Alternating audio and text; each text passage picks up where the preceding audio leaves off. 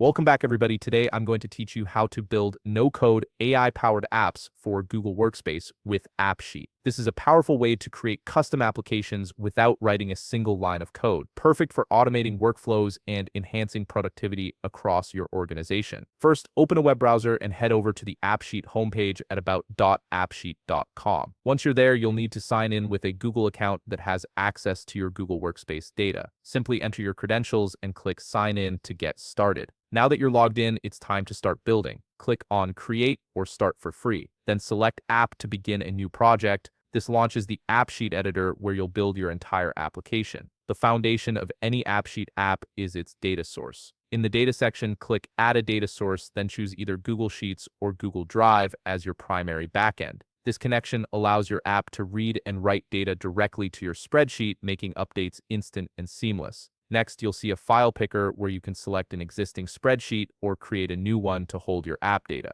Choose the sheet that contains the information you want to work with, or set up a fresh one if you're starting from scratch. Once connected, navigate to the Data tab to verify your tables and columns. Here you can confirm that each column type matches your needs, whether that's text, date, number, or other formats. Getting this right ensures your app functions smoothly from the start. Now let's generate your app's basic structure. Click Customize Data or Add View, then choose a default view like Form, Detail, or Deck. This creates the visual layout users will interact with when accessing your app. Here's where it gets exciting. To incorporate AI-powered enhancements, explore the editor's AI features. You can add natural language prompts or suggested actions that make your app smarter and more intuitive. Enable the AI options that fit your workflow to give users intelligent assistance right within the app. Next, define how your app behaves by creating actions in the Actions section. Set up operations like add, update, or delete, and configure automations or bots that respond automatically to data changes or user input.